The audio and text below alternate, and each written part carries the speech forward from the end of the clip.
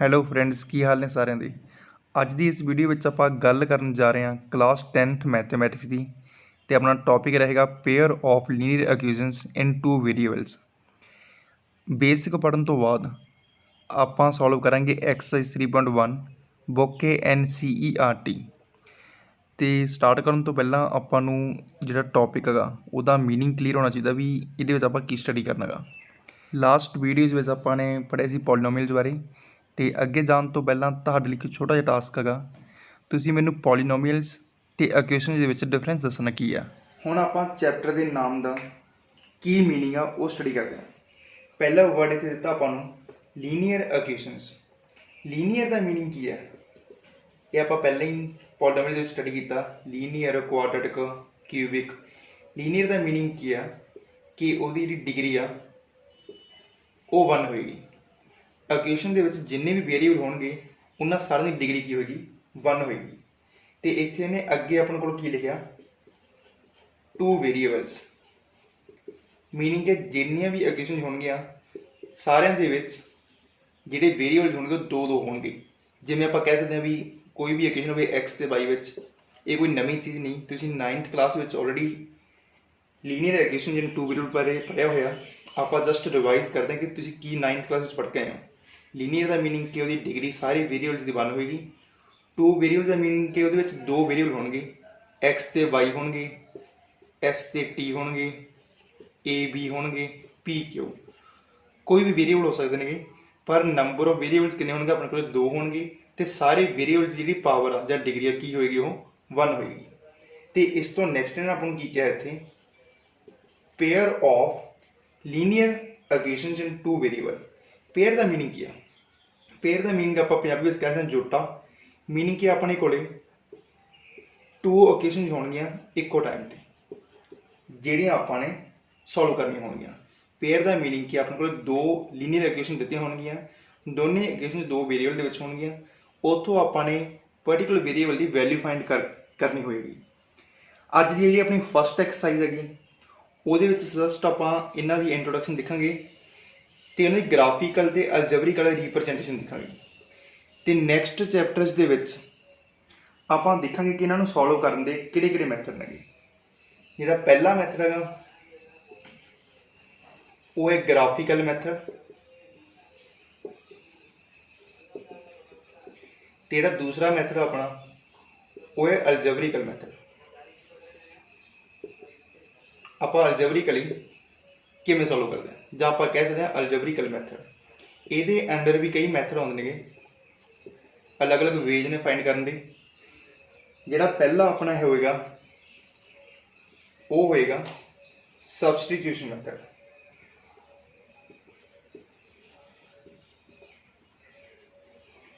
ਤੇ ਇਹਦੇ under second method ਆਪਣਾ ਕਿਹੜਾ ਹੋਏਗਾ, ਐਲੀਮੀਨੇਸ਼ਨ ਮੈਥਡ।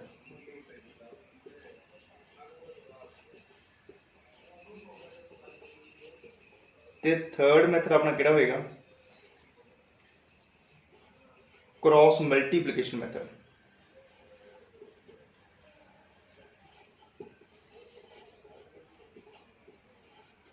ਇਹਨਾਂ ਸਾਰੇ ਮੈਥਡਸ ਬਾਰੇ ਆਪਾਂ ਕਮਿੰਗ ਵੀਡੀਓਜ਼ ਵਿੱਚ ਡਿਸਕਸ ਕਰਾਂਗੇ। ਅਤੇ ਅੱਜ ਆਪਾਂ ਪਹਿਲਾਂ ਦੇਖਾਂਗੇ ਕਿ ਵੀ ਇਕੁਏਸ਼ਨਸ ਨੂੰ ਗ੍ਰਾਫੀਕਲੀ ਅਤੇ ਅਲਜਬਰੀਕਲੀ ਆਪਾਂ ਕਿਵੇਂ ਰੀਪ੍ਰਜੈਂਟ ਕਰ ਸਕਦੇ ਹਾਂ। ਅੱਜ ਦੀ ਇਸ ਵੀਡੀਓ ਵਿੱਚ ਆਪਣਾ ਟੌਪਿਕ ਰਹੇਗਾ ਕਿ ਕਿਸੇ ਵੀ ਗਿਵਨ ਕੰਡੀਸ਼ਨ ਨੂੰ ਆਪਾਂ ਗ੍ਰਾਫੀਕਲੀ ਕਿਵੇਂ ਰੀਪ੍ਰਜੈਂਟ ਕਰਨਾ ਅਤੇ ਅਲਜਬਰੀਕਲੀ ਕਿਵੇਂ ਰੀਪ੍ਰਜੈਂਟ ਕਰਨਾ। ਅਤੇ ਕਮਿੰਗ ਪਾਰਟਸ ਦੇ ਵਿੱਚ ਆਪਾਂ ਦੇਖਾਂਗੇ ਕਿ ਇਹ ਮੈਥਡ ਅਪਲਾਈ ਕਰਕੇ ਆਪਾਂ ਕਿਵੇਂ ਪੇਅਰ ਆਫ ਲੀਨੀਅਰ ਇਕੁਏਸ਼ਨਸ ਦਾ ਸੋਲਿਊਸ਼ਨ ਫਾਈਂਡ ਕਰ ਸਕਦੇ ਹਾਂਗੇ।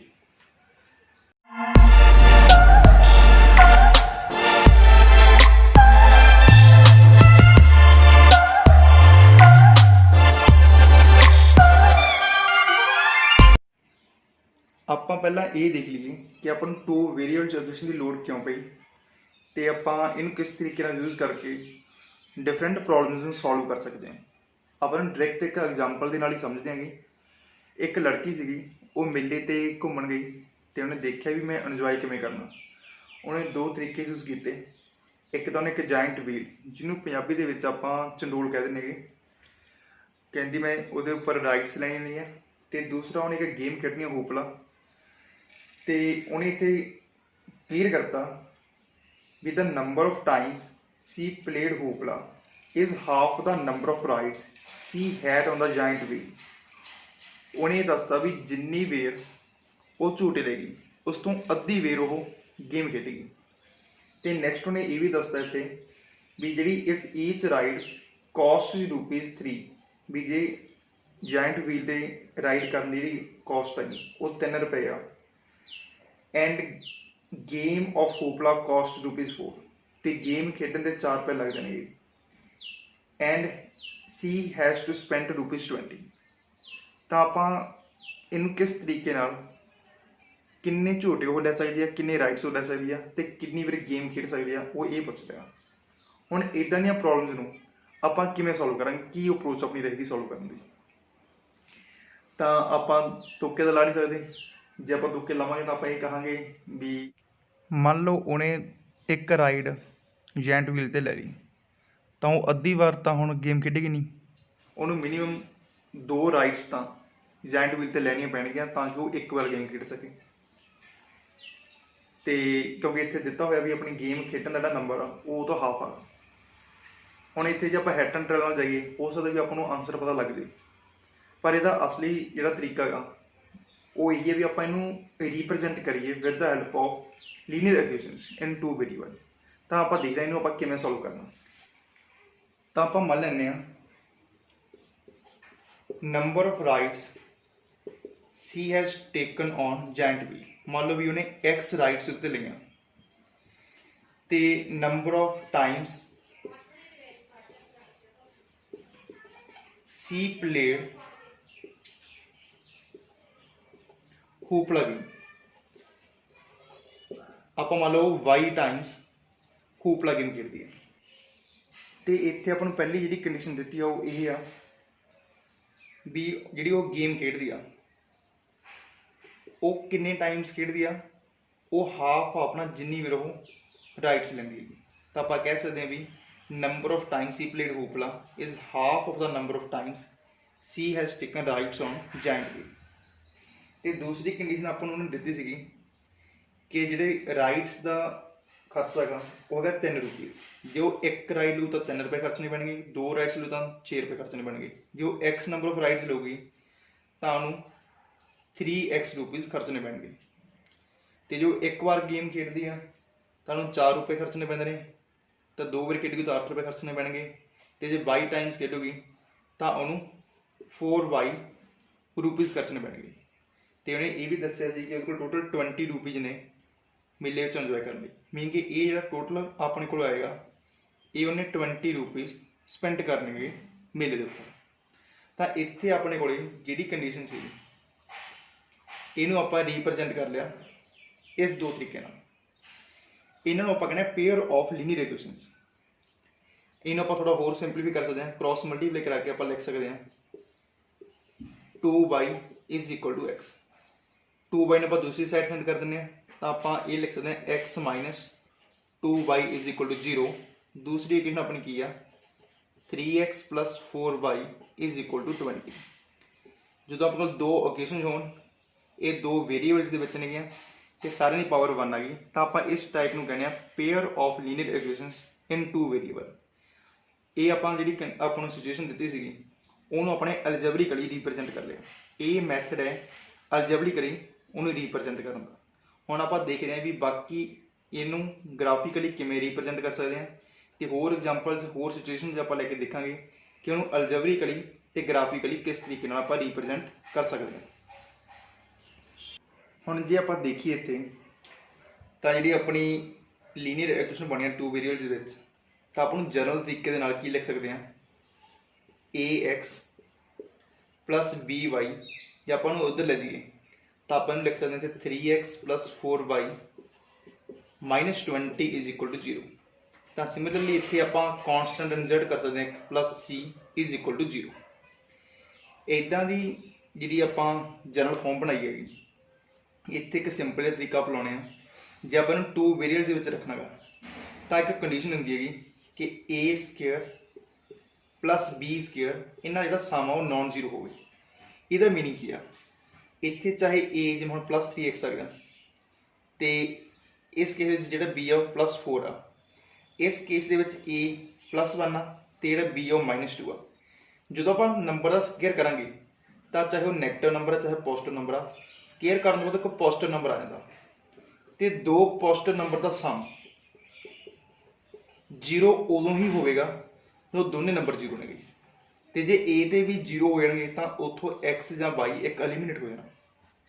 इसलिए आप कह दें भी इन्हों का जो स्केयर का सम वो 0 नहीं होना चाहिए ताकि दोनों वेरीएबल्स उत्थे प्रेजेंट रहन। तो आप जो भी कोई टू वेरीएबल्स के इक्वेशन लिखते हैं तो आप एक कंडीशन मैंशन करते हैं भी उन्होंने कोएफिशिएंट्स के स्केयर का जो सम हो नॉन 0 हो ताकि एक्स ते वाई दोनों वेरीएबल इक्वेशन के प्रेजेंट रहन। ये अपना जनरल तरीका है कोई भी जी लाइन आ जी कोई भी टू वेरीएबल इक्वेशन रिप्रजेंट करने का।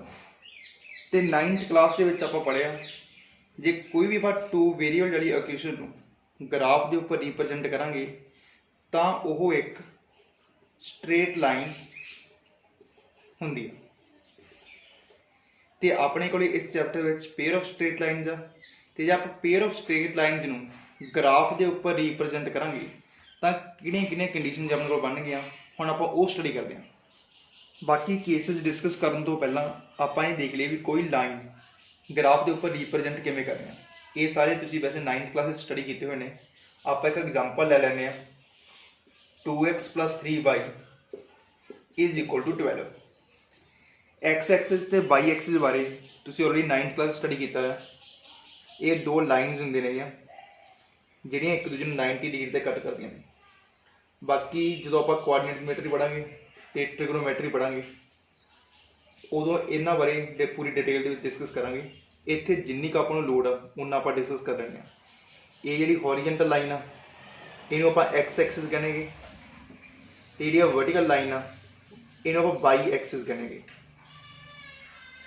जिथे ये दोनों लाइनां इंटरसैक्ट करदियां ने उहनूं आपां कहने ओरिजिन जिहड़ा 0 नूं रिप्रजेंट करदा। ओरिजिन दे राइट हैंड साइड ते पॉजिटिव एक्स एक्सिस हुंदा गा ते लैफ्ट हैंड साइड ते नैगेटिव एक्स एक्सिस हुंदा। मीनिंग कि इधर पॉजिटिव वैल्यूज होंदियां ने इधर नैगेटिव वैल्यूज होंदियां ने। ओरिजिन दे उपर वाली साइड पॉजिटिव वाई एक्सिस हुंदा ते नीचे वाली साइड नैगेटिव वाई एक्सिस हुंदा। मीनिंग कि सारियां पॉजिटिव वैल्यू उपर वाल नूं ते सारे नैगेटिव वैल्यूज नीचे वाल नूं। ते आपां ने इन्हां दे उपर इक्वल डिस्टेंसिस दे उपर पॉइंट्स लगाने हैं। जिवें आपां मान लीए 1 2 3 4 5 एंड 6। सिमिलरली आप इधर लगा लेंगे 1 2 3 4 5 6। सिमिलरली आप इधर लगा लेंगे 1 2 3 4। सारे पॉइंट्स ने ये इक्वल डिस्टेंस से होने चाहिए ने।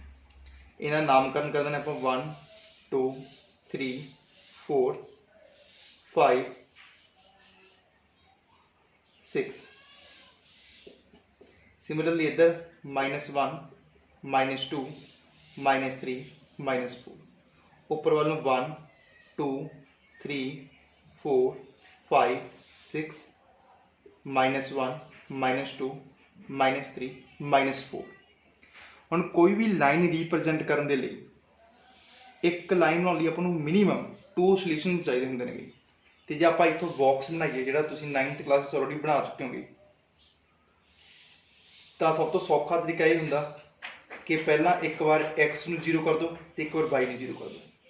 जो आप एक्स की वैल्यू 0 सबस्टिट्यूट करेंगे इतने 2 × 0 0 हो जाना अपना। बाकी रह जाना अपने को 3y = 12 y = 12/3 = 4। उस टाइम पर y की वैल्यू कितनी होनी है 4 होनी है। तो दूसरा पॉइंट फाइंड करने के लिए हुण आपां y की वैल्यू 0 सबस्टिट्यूट कर दें। जो y 0 भरांगे इत्थे तो ये रहना 2x + 0 = 12। तो x की वैल्यू अपने को कितनी आनी है 12/2 6 आ जानी है। आपां नूं मिनीमम 2 सोल्यूशन चाहिए होंगे ने कोई भी लाइन रिप्रजेंट करने के लिए। हुण आपां इन्हां दो नंबरस नूं इत्थे रिप्रजेंट करते हैं। x की वैल्यू 0 y की वैल्यू 4। जो x 0 होएगा y की वैल्यू 4 करनी है। ए वाला पॉइंट 0,4 नूं रिप्रजेंट करेगा। पहला पॉइंट अपना की है 0,4 एक्स की वैल्यू 0 y की वैल्यू 4। तो दूसरा पॉइंट अपना की है एक्स की वैल्यू 6 y की वैल्यू 0। y की वैल्यू आप 0 करती x की वैल्यू आप करती 6।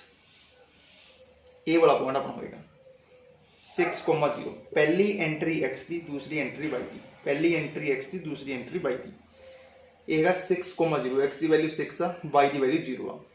ਇਹਨਾਂ ਦੋਨਾਂ ਪੁਆਇੰਟਸ ਨੂੰ ਆਪਾਂ ਮਿਲਾ ਕੇ ਇਸ ਲਾਈਨ ਨੂੰ ਗ੍ਰਾਫ ਦੇ ਉੱਪਰ ਰਿਪਰੈਜ਼ੈਂਟ ਕਰ ਸਕਦੇ ਹਾਂ। ਇਸ ਲਾਈਨ ਦਾ ਨਾਮ ਕੀ ਹੈ 2x + 3y = 12। ਹੁਣ ਆਪਾਂ ਇਹਨਾਂ ਦੇ ਸੋਲੂਸ਼ਨ ਦਾ ਇੱਕ ਜਿਓਮੈਟ੍ਰੀਕਲ ਮੀਨਿੰਗ ਦੇਖਦੇ ਹਾਂ ਕੀ ਆ ਵੀ ਇੱਕ ਲਾਈਨ ਦੇ ਉੱਪਰ ਪੁਆਇੰਟ ਹੋਣ ਜਾਂ ਨਾ ਹੋਣ ਦਾ ਕੀ ਮਤਲਬ ਆ geometrical meaning of the solution. ਹੁਣ ਜੇ ਆਪਾਂ ਇੱਥੇ x ਦੀ ਵੈਲਿਊ 3 ਸਬਸਟੀਟਿਊਟ ਕਰਕੇ ਦੇਖੀਏ ਤੇ y ਦੀ ਵੈਲਿਊ 2 ਸਬਸਟੀਟਿਊਟ ਕਰਕੇ ਦੇਖੀਏ ਤਾਂ ਦੇਖੀਏ ਕੀ ਆਨਸਰ ਆਉਂਦਾ। ਤਾਂ ਇੱਥੇ ਆਪਣੇ ਕੋਲ ਲੈਫਟ ਹੈਂਡ ਸਾਈਡ ਦੇ ਉੱਪਰ ਜਦੋਂ ਸਬਸਟੀਟਿਊਟ ਕਰਾਂਗੇ ਆਪਾਂ 2 × 3 x ਦੀ ਵੈਲਿਊ ਆਪਾਂ ਇੱਥੇ 3 ਸਬਸਟੀਟਿਊਟ ਕੀਤੀ ਆ ਪਲੱਸ 3 × y ਦੀ ਵੈਲਿਊ ਆਪਾਂ ਨੇ 2 ਸਬਸਟੀਟਿਊਟ ਕੀਤੀ ਆ ਤਾਂ ਸੋਲਵ ਕਰਕੇ ਆਪਣਾ ਆਉਂਦਾ 6 + 6 = 12। ਇਹ ਆਪਣਾ ਆ ਗਿਆ ਰਾਈਟ ਹੈਂਡ ਸਾਈਡ ਦੇ ਬਰਾਬਰ। ਜੇ ਕਿਸੇ ਪੇਅਰ ਆਫ ਪੁਆਇੰਟਸ ਦੇ ਲਈ ਜਿਵੇਂ ਆਪਾਂ x 3 ਭਰੀ ਆ y 2 ਭਰੀ ਆ ਭਰ ਕੇ left hand side right hand side ਦੇ ਬਰਾਬਰ ਆ ਜਾਂਦੀ ਆ ਤਾਂ ਆਪਾਂ ਉਸ ਪੁਆਇੰਟ ਨੂੰ ਉਸ ਕੰਬੀਨੇਸ਼ਨ ਆਫ ਪੁਆਇੰਟਸ ਨੂੰ ਆਪਾਂ ਕਹਾਂਗੇ ਸੋਲੂਸ਼ਨ ਆਫ ਲੀਨੀਅਰ ਇਕੁਏਸ਼ਨ। ਹੁਣ ਇਹਦਾ ਮੀਨਿੰਗ ਕਿ 3,2 ਮੀਨਿੰਗ ਕਿ x ਦੀ ਵੈਲਿਊ 3 y ਦੀ ਵੈਲਿਊ 2 ਇਸ ਇਕੁਏਸ਼ਨ ਦਾ ਇੱਕ ਸੋਲੂਸ਼ਨ ਆ। ਤੇ ਜੇ ਆਪਾਂ ਇਸ ਲਾਈਨ ਦੇ ਉੱਪਰ ਦੇਖੀਏ ਇਹਨੂੰ ਗ੍ਰਾਫਿਕਲੀ ਤਾਂ ਜੇ x ਦੀ ਵੈਲਿਊ 3 y ਦੀ ਵੈਲਿਊ 2 y ਦੀ ਵੈਲਿਊ 2 x ਦੀ ਵੈਲਿਊ 3 ਇਹ ਵਾਲਾ ਪੁਆਇੰਟ ਲਾਈਨ ਦੇ ਉੱਪਰ ਹੋਏਗਾ। ਕਿਸੇ ਪੁਆਇੰਟ ਦਾ ਉਸ ਇਕੁਏਸ਼ਨ ਨੂੰ ਸੈਟੀਸਫਾਈ ਕਰਨਾ ਜਾਂ ਉਸ ਇਕੁਏਸ਼ਨ ਦਾ ਸੋਲੂਸ਼ਨ ਹੋਣ ਦਾ ਕੀ ਮੀਨਿੰਗ ਹੈਗਾ ਵੀ ਉਹ ਵਾਲਾ ਪੁਆਇੰਟ ਲਾਈਨ ਦੇ ਉੱਪਰ ਪਿਆ ਹੋਵੇਗਾ। ਜਿਵੇਂ ਹੁਣ ਆਪਾਂ ਦੇਖਿਆ x ਦੀ ਵੈਲਿਊ 3 y ਦੀ ਵੈਲਿਊ 2 ਇਹ ਵਾਲਾ ਪੁਆਇੰਟ ਲਾਈਨ ਦੇ ਉੱਪਰ ਹੋਏਗਾ। ਸੋਲੂਸ਼ਨ ਹੋਣ ਦਾ ਮੀਨਿੰਗ ਇਹੀ ਆ ਵੀ ਜੋ ਉਹ ਪੁਆਇੰਟ ਉਸ ਇਕੁਏਸ਼ਨ ਦਾ ਸੋਲੂਸ਼ਨ ਹੈ ਤਾਂ ਉਹ ਵਾਲਾ ਪੁਆਇੰਟ ਲਾਈਨ ਦੇ ਉੱਪਰ ਪਿਆ ਹੋਵੇਗਾ ਲਾਈਨ ਦੇ ਉੱਪਰ ਹੋਵੇਗਾ ਲਾਈਜ਼ ਔਨ ਦਾ ਲਾਈਨ। ਤੇ ਦੂਸਰੀ ਗੱਲ ਕੀ ਆ ਆਪਾਂ ਇੱਥੋਂ ਕੋਈ ਵੀ ਪੁਆਇੰਟ ਲੈ ਲੈਂਦੇ ਹਾਂ ਆਪਾਂ ਇਹੀ ਮੰਨ ਲੈਂਦੇ ਹਾਂ 1,1 x ਦੀ ਵੈਲਿਊ 1 y ਦੀ ਵੈਲਿਊ 1। ਹੁਣ ਆਪਾਂ ਨੂੰ ਸਾਫ਼-ਸਾਫ਼ ਦਿਖ ਰਿਹਾ ਇਹ ਵਾਲਾ ਪੁਆਇੰਟ ਲਾਈਨ ਦੇ ਉੱਪਰ ਨਹੀਂ ਹੈ ਤਾਂ ਇਹਦਾ ਮੀਨਿੰਗ ਕਿ ਇਹ ਲਾਈਨ ਨੂੰ ਸੈਟੀਸਫਾਈ ਨਹੀਂ ਕਰਨਾ ਚਾਹੀਦਾ। ਤਾਂ ਆਪਾਂ ਸਬਸਟੀਟਿਊਟ ਕਰਕੇ ਦੇਖਦੇ ਹਾਂ x ਦੀ ਵੈਲਿਊ 1 y ਦੀ ਵੈਲਿਊ 1 ਤਾਂ ਲੈਫਟ ਹੈਂਡ ਸਾਈਡ ਤੇ ਆਪਣਾ ਕੀ ਹੈਗਾ 2 × 1 + 3 × 1 ਸੋਲਵ ਕਰਕੇ ਆਪਣਾ ਆਉਣਾ 2 + 3 = 5। ਇਹ ਆਪਣਾ ਰਾਈਟ ਹੈਂਡ ਸਾਈਡ ਦੇ ਬਰਾਬਰ ਨਹੀਂ ਆਇਆ ਮੀਨਿੰਗ ਕਿ 1,1 ਲਾਈਨ ਦਾ ਸੋਲੂਸ਼ਨ ਨਹੀਂ ਹੈ। ਜੇ ਸੋਲੂਸ਼ਨ ਨਹੀਂ ਹੈ ਤਾਂ ਇਹਦਾ ਮੀਨਿੰਗ ਕੀ ਆ ਵੀ ਇਹ ਵਾਲਾ ਪੁਆਇੰਟ ਲਾਈਨ ਦੇ ਉੱਪਰ ਜੇ ਲਾਈਨ ਦੇ ਉੱਪਰ ਲਾਈਜ਼ ਨਹੀਂ ਕਰੇਗਾ। ਜੇ ਕੋਈ ਪੁਆਇੰਟ ਲਾਈਨ ਦੀ ਇਕੁਏਸ਼ਨ ਨੂੰ ਸੈਟੀਸਫਾਈ ਕਰੇਗਾ ਤਾਂ ਉਹ ਵਾਲਾ ਪੁਆਇੰਟ ਲਾਈਨ ਦੇ ਉੱਪਰ ਪਿਆ ਹੋਵੇਗਾ ਤੇ ਲਾਈਨ ਦਾ ਸੋਲੂਸ਼ਨ ਹੋਵੇਗਾ। ਤੇ ਜੇ ਉਹ ਪੁਆਇੰਟ ਲਾਈਨ ਦੀ ਇਕੁਏਸ਼ਨ ਨੂੰ ਸੈਟੀਸਫਾਈ ਨਹੀਂ ਕਰ ਰਿਹਾ ਤਾਂ ਉਹ ਲਾਈਨ ਦੇ ਉੱਪਰ ਵੀ ਨਹੀਂ ਪਿਆ ਹੋਣਾ ਤੇ ਉਹਦਾ ਸੋਲੂਸ਼ਨ ਵੀ ਨਹੀਂ ਹੋਣਾ। ਇਹ ਆ ਇਹਦਾ ਜਿਓਮੈਟ੍ਰੀਕਲ ਮੀਨਿੰਗ। ਹੁਣ ਤੁਸੀਂ ਬਾਕੀ 9th ਕਲਾਸ ਵਿੱਚ ਇਹ ਵੀ ਸਟੱਡੀ ਕੀਤਾ ਜਦੋਂ ਆਪਾਂ ਕੋਈ ਵੀ ਦੋ ਲਾਈਨਸ ਨੂੰ ਪਲੇਨ ਦੇ ਉੱਪਰ ਰੀਪ੍ਰਜੈਂਟ ਕਰਦੇ ਹਾਂ ਤਾਂ ਆਪਣੇ ਕੋਲ 3 ਡਿਫਰੈਂਟ ਪੋਸੀਬਿਲਿਟੀਜ਼ ਬਣਦੀਆਂ ਨੇਗੀਆਂ। ਪਹਿਲੀ ਇਹ ਬਣਦੀ ਆ ਵੀ ਇਹਦਾ 2 lines will intersect at 1 point ਵੀ ਜਿਹੜੀਆਂ 2 ਲਾਈਨਸ ਆਪਾਂ ਡਰਾ ਕਰੀਆਂ ਨੇ ਉਹ ਇੱਕ ਦੂਜੇ ਨੂੰ ਇੱਕ ਪੁਆਇੰਟ ਦੇ ਉੱਪਰ ਇੰਟਰਸੈਕਟ ਕਰਨਗੀਆਂ। ਤੇ ਦੂਸਰੀ ਕੰਡੀਸ਼ਨ ਆਪਣੀ ਇਹ ਬਣਦੀ ਆ ਜਿਹੜੀ ਪੋਸੀਬਿਲਿਟੀ ਆ ਦ 2 lines will not intersect meaning ਕਿ ਉਹ ਦੋਨੇ ਪੈਰਲਲ ਹੋਣਗੀਆਂ ਵੀ ਉਹ ਕਿਸੇ ਪੁਆਇੰਟ ਦੇ ਉੱਤੇ ਇੱਕ ਦੂਜੇ ਨੂੰ ਕੱਟ ਹੀ ਨਹੀਂ ਕਰਨਗੀਆਂ। ਤੇ ਤੀਸਰੀ ਆਪਣੀ ਜਿਹੜੀ ਕੰਡੀਸ਼ਨ ਸੀਗੀ ਜਾਂ ਪੋਸੀਬਿਲਿਟੀ ਤੁਸੀਂ ਪੜ੍ਹੀ ਸੀ 9th ਕਲਾਸ ਦੇ ਵਿੱਚ ਉਹ ਇਹ ਸੀ ਦ 2 ਲਾਈਨਸ ਵਿਲ ਵੀ ਕੋਇਨਸੀਡੈਂਟ ਮੀਨਿੰਗ ਕਿ ਉਹ ਇੱਕ ਦੂਜੇ ਨੂੰ ਓਵਰਲੈਪ ਕਰਨਗੀਆਂ ਉਹ ਹਰੇਕ ਪੁਆਇੰਟ ਦੇ ਉੱਤੇ ਇੱਕ ਦੂਜੇ ਨੂੰ ਕੱਟ ਕਰਨਗੀਆਂ।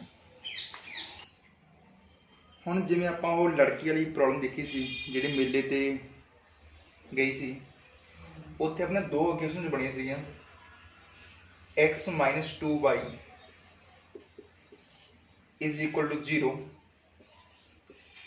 3x + 4y = 20। ਤਾਂ ਆਪਾਂ ਇੱਥੇ ਲਿਖ ਸਕਦੇ ਹਾਂ ਇਹ 3x + 4y - 20 = 0। ਇਹ ਤਾਂ ਆਪਣੀ ਹੈਗੀ ਪਾਰਟੀਕੂਲਰ ਫਾਰਮਸ।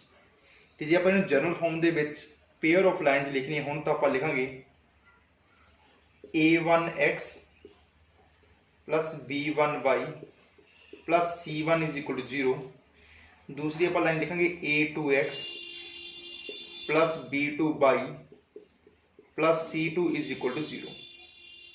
ये अपने general pair of linear equation जिन्हें इन टू वेरीएबल्स एक्स ते वाई ਜਿਹੜੇ ਉਹ ਦੋ ਵੇਰੀਏਬਲ ਨੇ ਇੱਥੇ a1 b1 c1 a2 b2 c2 ਇਹ ਕਨਸਟੈਂਟ ਨੇ ਜਿਹੜੇ ਅਲੱਗ-ਅਲੱਗ ਹੋ ਸਕਦੇ ਨੇ ਕੋਐਫੀਸ਼ੀਐਂਟਸ ਤੇ ਆਪਣੀ ਕੰਡੀਸ਼ਨ ਵੈਰੀ ਸਿਮਿਲਰ ਰਹਿਣੀ ਹੈ ਜਿਵੇਂ ਆਪਾਂ ਇੱਕ ਲਿਖੀ ਸੀ ਪਹਿਲਾਂ ax bb c 0 ਉੱਥੋਂ ਆਪਾਂ ਕਿਹਾ ਸੀ a ਸਕੁਅਰ b ਸਕੁਅਰ ਜਿਹੜਾ ਆਪਣਾ ਨॉन ਜ਼ੀਰੋ ਹੋਣਾ ਚਾਹੀਦਾ ਸੀ ਸਿਮਿਲਰਲੀ ਆਪਾਂ ਇੱਥੇ ਲਿਖਾਂਗੇ a1 square b1 square non zero ਹੋਵੇ and a2 square plus b2 square भी अपना नॉन जीरो हो जे ਆਪਾਂ ਇਹਨਾਂ ਨੂੰ टू वेरीएबल्स ਦੇ ਵਿੱਚ ਰੱਖਣਾ ਹੈ ਹੁਣ ਆਪਾਂ ਜਿਹੜੇ ਤਿੰਨ ਕੇਸ ਸਟੱਡੀ ਕੀਤੇ ਨੇਗੇ ਇੰਟਰਸੈਕਟਿੰਗ ਲਾਈਨਸ ਵਾਲਾ ਪੈਰਲਲ ਲਾਈਨਸ ਵਾਲਾ ਤੇ ਆਪਣਾ ਕੋਇਨਸੀਡੈਂਟ ਲਾਈਨਸ ਵਾਲਾ ਆਪਾਂ ਉਹਨਾਂ ਨੂੰ ਐਕਸਰਸਾਈਜ਼ 3.1 ਦੇ ਜਿਹੜੇ ਤਿੰਨ ਪ੍ਰੋਬਲਮ ਦਿੱਤੇ ਨੇਗੇ ਉਹਨਾਂ ਦੇ ਨਾਲ ਡਿਸਕਸ ਕਰਦੇ ਹਾਂ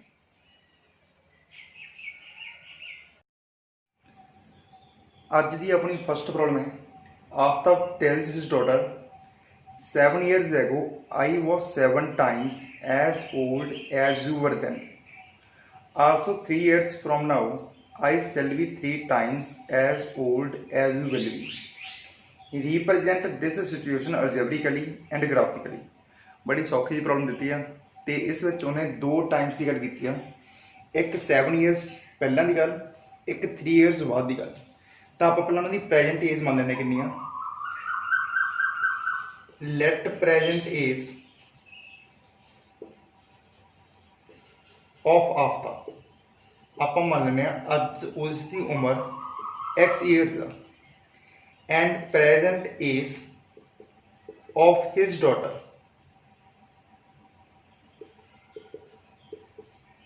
आप मान लें y ईयर्स ओल्ड तो उन्हें गल की पहला 7 साल पहला की तो आप वो कंडीशन देखते हैं 7 ईयर्स एगो की गल सी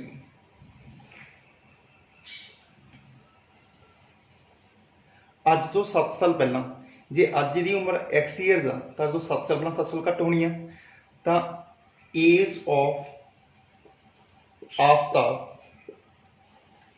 7 ईयर्स एगो कितनी होनी है x माइनस 7 ईयर्स होनी है तो एज ऑफ हिज डॉटर वो भी 7 साल घट होनी है जो अज के टाइम y ईयर्स आ तो अज 7 साल पहला y माइनस 7 होनी है तो उन्हें इतने कंडीशन लाई आफ्ताब कह रहा भी अज तो 7 साल पहला जी आफ्ताब की एज आ वो डॉटर के 7 टाइम्स ही इक्वल आ गई तो आप कह सकते हैं आफ्ताब की एज वो डॉटर के 7 टाइम्स के बराबर आ गई तो इतों सॉल्व करके अपन की बनता जो आप सॉल्व करा ये बनना x minus 7 is equal to 7y minus 49 7y को इधर लिया x minus 7y is equal to minus 49 ये उधर प्लस 7 तो सॉल्व करके अपना आया ना ये x minus 7y is equal to minus 49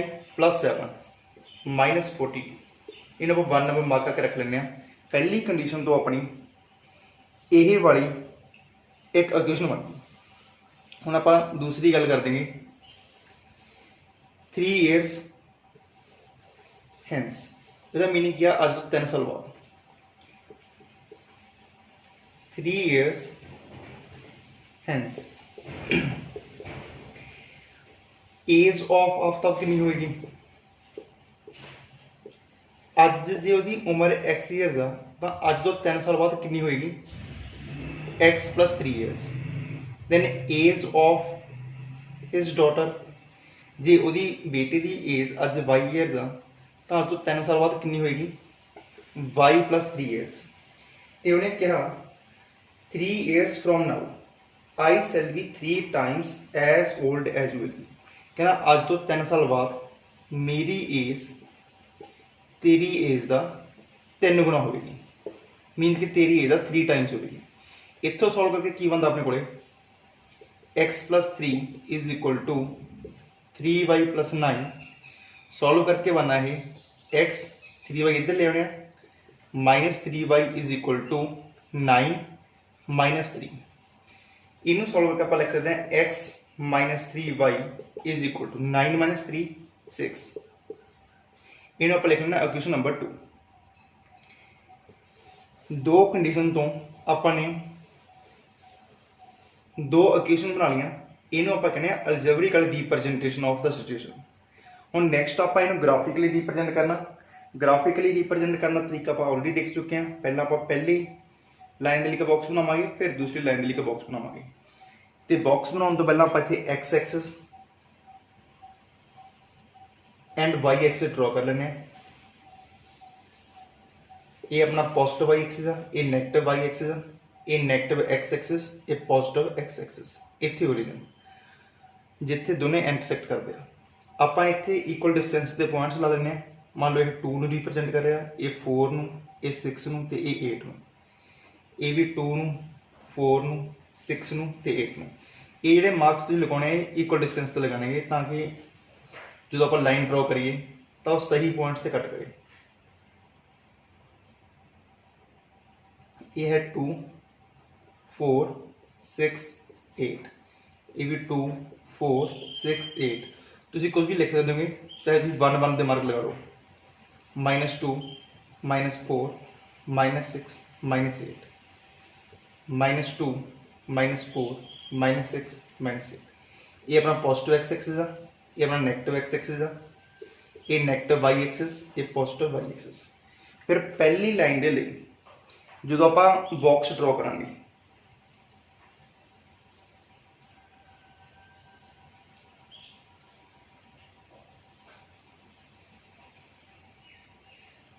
पहला आप एक्स में 0 सबस्टिट्यूट करिए। इक्वेशन नंबर 1 के जो आप एक्स में 0 सबस्टिट्यूट करांगे तो इन्हें बनना -7y इज इक्वल टू -42। इतो सॉल्व करके अपना y is equal to -42 divide by -7। Solve करके इन्हें आना 6, तो इतने y की वैल्यू अपने को कितनी आएगी 6 आएगी। हुण आपां नूं पता कोई भी लाइन ग्राफ के ड्रॉ करने के लिए आपां नूं दो सोल्यूशन चाहिए होंदे ने। पहला आप फाइंड कर लिया, दूसरा आप फाइंड करने लगे हैं एक्स की वैल्यू 7 पर के। Let x is equal to 7 -7y is equal to -42। उस टाइम पर जो आप एक्स वैल्यू 7 सबस्टिट्यूट की तो y की वैल्यू की आ रही है, तो यह होना -7y इज इक्वल टू -42 -7, इन्हें बनना -49। y is equal to -49 divide by -7 is equal to +7। तो उदो y की वैल्यू की होनी है 7 होनी है। तो हुण आपां इहनूं रिप्रजेंट करिए ग्राफ के उपर। जो x की वैल्यू 0 होगी उस टाइम तो y की वैल्यू कितनी है 6। x की वैल्यू 0, y की वैल्यू कितनी है 6। ये अपना पहला पॉइंट आ। x की वैल्यू 7 तो y की वैल्यू भी 7। x वैल्यू 7 इतने होगी कितने, ये 6 है 8 आ, 7 इन्हें विचकार होना। सिमिलरली ये 6 है तो 8 आ, 7 इतने विचकार होना। इधर 7 तो इधर 7, उपर नूं 7 तो इधर नूं 7। ये वाला पॉइंट अपना होना 7,7, ये अपना है 0,6। दोनों पॉइंट्स नूं ज्वाइन कर दो तो जी ए वाली लाइन हैगी इसका नाम है अपने को x -7y is equal to -42। हुण आपां दूसरी लाइन नूं ग्राफ के उपर रिप्रजेंट करना, सेम तरीके नाल आपां रिप्रजेंट करांगे। पहला आपां इहदे दो सोल्यूशन फाइंड करांगे तो फिर उन्होंने आपां ग्राफ के उपर मार्क करके ज्वाइन करके एक लाइन ड्रॉ कर देंगे। पहला आपां एक्स नूं 0 सबस्टिट्यूट करिए। जो आप एक्स में 0 सबस्टिट्यूट करेंगे तो इन्हें बनना -3y is equal to 6, y is equal to 6 divide by -3 is equal to -2। तो नैक्सट कंडीशन के लिए आप y में 0 सबस्टिट्यूट करके देख लेंगे। जब आप y में 0 रखेंगे तो x डायरैक्ट अपने को 6 बनना। y ने 0 किया तो x डायरैक्ट अपने को 6 बन गया। हुण इन्हां दोनों पॉइंट्स नूं आपां ग्राफ के उपर मार्क करते हैं तो ज्वाइन करके देखते लाइन कि बनती है। जो एक्स की वैल्यू 0 होगी, वाई की वैल्यू -2 है, -2 अपना ये वाला पॉइंट आ।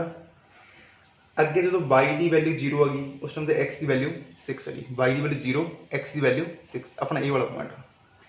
इन्होंने दोनों जो आप ज्वाइन करांगे तो जी अपनी लाइन बननी है वो इस तरीके की बननी है।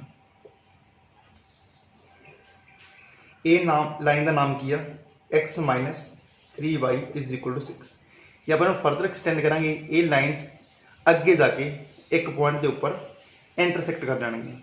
ये सी अपनी अज की पहली प्रॉब्लम जिन्होंने आप पहला अलजेबरिकली रिप्रजेंट किया तो फिर उन्होंने ग्राफिकली रिप्रजेंट किया। जिहड़े आप 3 केस स्टडी किए उन्होंने किहड़ा केस है ये वो केस है जिथे दो लाइनस अगे जाके किस तरह किसी पॉइंट पर इंटरसैक्ट करनगियां। क्लीयर। हुण आप देखने अपनी सैकेंड प्रॉब्लम अज की। सैकेंड प्रॉब्लम च given upon the coach of A cricket team buys 3 bats and 6 balls for rupees 3,900. Later she buys another bat and 2 more balls of the same kind for rupees 1,300. Represent this situation algebraically and geometrically. Geometrically ਤੇ graphically meaning same ही आ। Meaning आप इत्थे फिर graphically representation करनी है तो आप पहला इत्थे सारा जिहड़ा कंडीशन आगे डिपेंड कर देगी बैट एंड बॉल के कॉस्ट के उपर। तो आप अज्यूम कर लें let cost of a bat या तुम प्राइस लिख सकते हो let price of a bat आप मान लें भी ये X रुपीज़ आ। Let cost of a ball वो आप अज्यूम करना Y रुपीज़ आ। तो आप उन्होंने पहली कंडीशन की दी इतने भी coach of A cricket team wise 3 bats. एक बैट की कीमत X रुपीज़ आ, 3 बैट की कितनी होगी 3X। Wise 3 bats and 6 balls. एक बॉल की कीमत Y रुपीज़ आ तो 6 बॉल की कितनी होनी आ 6Y। उन्होंने किन्ने रुपीज़ जो खर्चा होंगे वह 3,900। इन्हों आप एक नंबर मार्क करके रख लेंगे। पहली कंडीशन ने कहा कि 3 बैट्स 6 बॉल्स उन्होंने किन्ने रुपीज़ के पैंदे ने 3,900 रुपीज़ के। दूजी कंडीशन जिन्हें कहा सी वाइज अनदर बैट एक होर बैट वो खरीदेगी एंड 2 मोर बॉल्स मीन के 2Y। एक बॉल की जी कॉस्ट ऑफ Y रुपये आ 2 मोर बॉल्स की होगी 2Y। उन्होंने सम करके वह कितना खर्चा होगा 1,300 रुपीज़। ये अपनी कंडीशन नंबर 2। कंडीशन नंबर 2 तो अपने ये जो दो अलजेब्रिकली इन्होंने रिप्रजेंट कर लिया। अलजेब्रिकली रिप्रजेंट करने तो बाद हम आप बॉक्स तैयार करके इनू ग्राफ के उपर जियोमैट्रिकली रिप्रजेंट करांगे। पहला आप इत्थे अपना X एक्सिस ड्रॉ कर लेने एंड Y एक्सिस ड्रॉ कर लेने।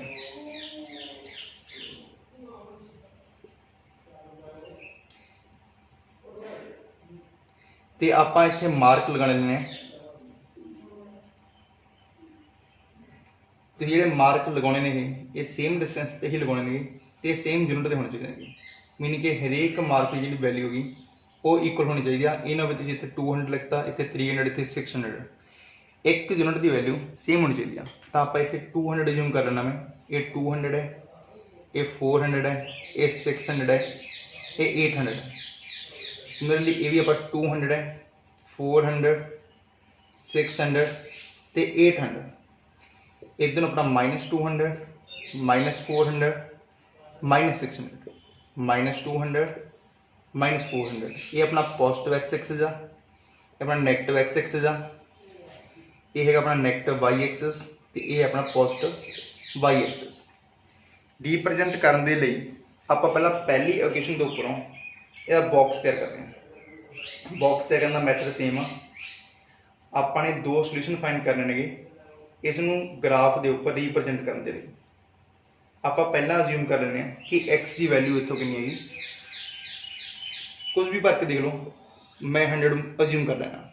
जे X की वैल्यू मैं इतने 100 सबस्टिट्यूट करा तो 100 × 3 ये होना 300 plus 6Y is equal to 3,900।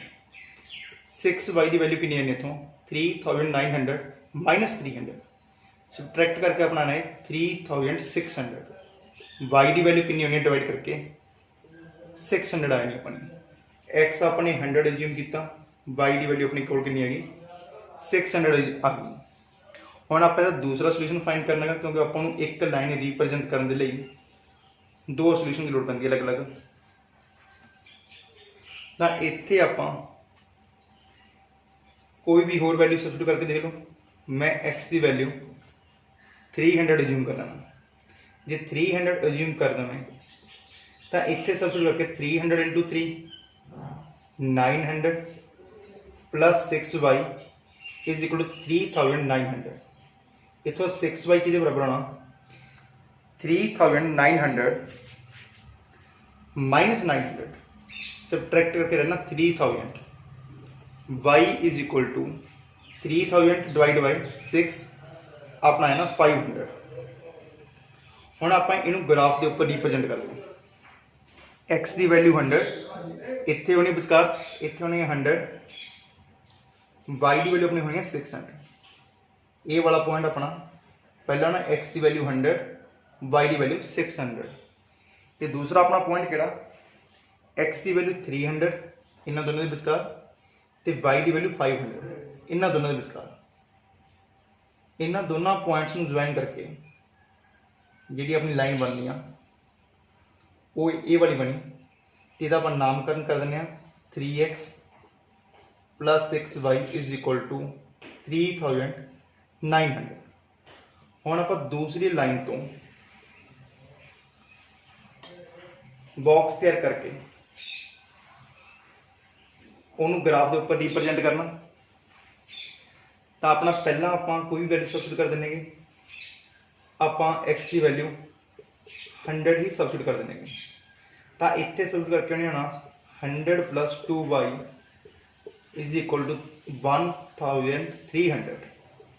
तो 2y कि बराबर है ना 1300 minus 100 1200 y is equal to divide करके अपना कितना आना 600। जो एक्स की वैल्यू 100 सी तो y की वैल्यू कितनी हैगी 600 आ गई। तो दूसरा सोल्यूशन फाइंड करने के लिए आप एक्स की वैल्यू 300 सबस्टिट्यूट कर देंगे।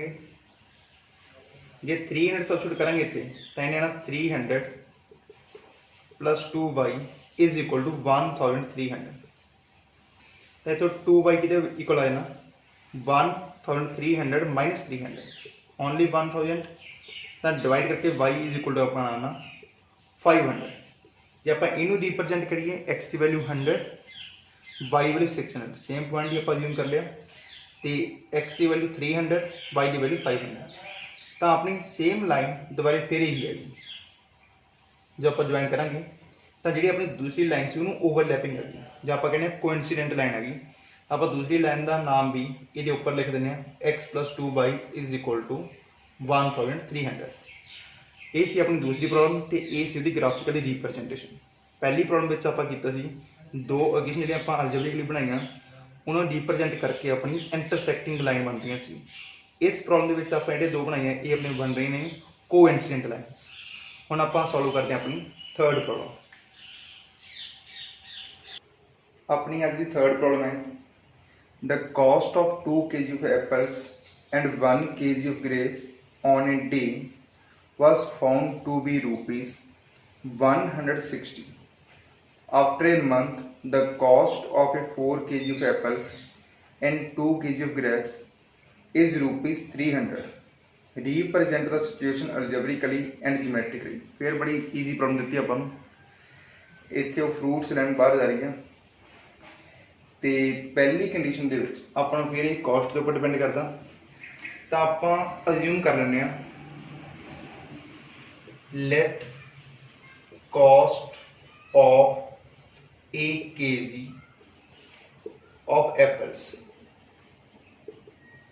x रुपीज अज्यूम कर लें। Then let cost of a kg of grapes ये आप y रुपीज अज्यूम कर लें। तो पहली कंडीशन के उन्हें आपको दसेगा कि 2 kg ऑफ एप्पल्स 1 kg का रेट x रुपीज आ तो 2 kg का कितना होगा 2x and 1 kg of grapes 1 kg का रेट की है ओनली y रुपीज। तो उन्होंने टोटल कितना खर्चा होता इतने उनका 160 रुपीज। इन्हों आप क्वेश्चन नंबर 1 मार्क कर लिए। दी सैकेंड कंडीशन के 4 kg ऑफ एप्पल्स 1 kg का रेट है x रुपीज 4 kg का कितना होगा 4x and 2 kg of grapes 1 kg का कितना रेट है y रुपीज 2 kg का कितना होगा 2y। इस टाइम से जो ने रुपये खर्च किए वो कितने किए 300 रुपीज़। इनू आप इक्वेशन नंबर 2 मार्क कर लें। ये अपनी अलजेब्रिकल रिप्रजेंटेशन। हुण आपां नूं जियोमैट्रिकली रिप्रजेंट करके देखते हैं कि अपना की ग्राफ बनता है। हुण आपां इन्हां अलजेब्रिकल इक्वेशनस नूं ग्राफ के उपर रिप्रजेंट करके देखते हैं। पहला आपां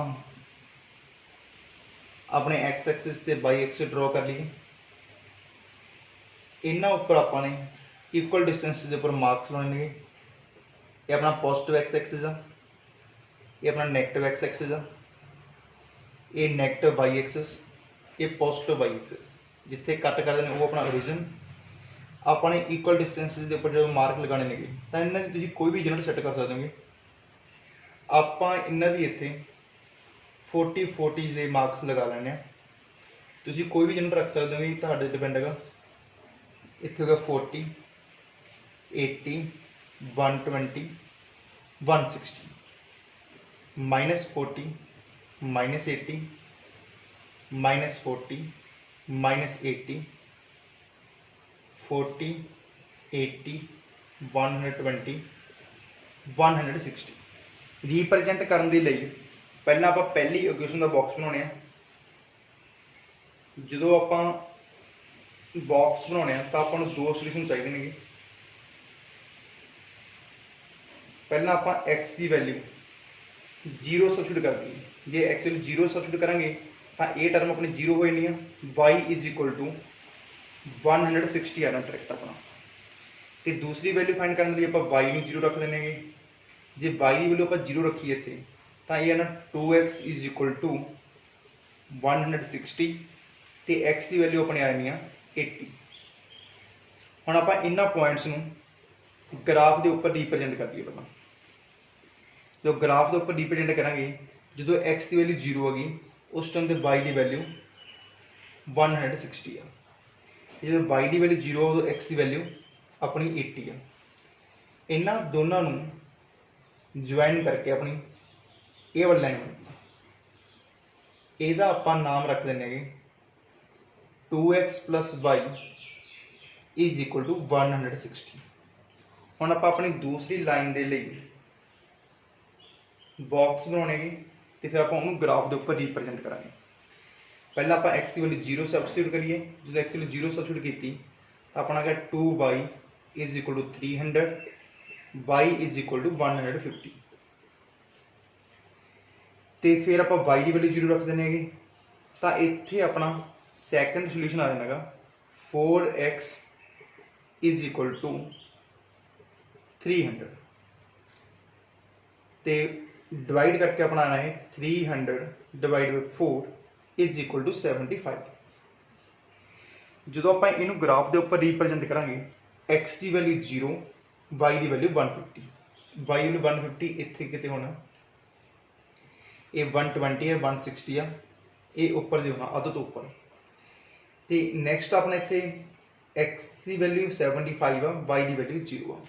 ये 8 तो थोड़ा जिहा घट होना अपना, ये भी इतने होना कितने। तो आप दोनों पॉइंट्स में ज्वाइन करा। जी अपनी लाइन बनेगी वो पहली वाली लाइन के पैरल बन जाएगी। ये कितने भी एक दूसरे में इंटरसैक्ट नहीं करनगे। तो यदा आप नाम रखते हैं इतने 4x + 2y is equal to 300। Exercise 3.1 यही 3 प्रॉब्लम सी। हरेक प्रॉब्लम अलग अलग कंडीशन में रिप्रजेंट कर रही सी।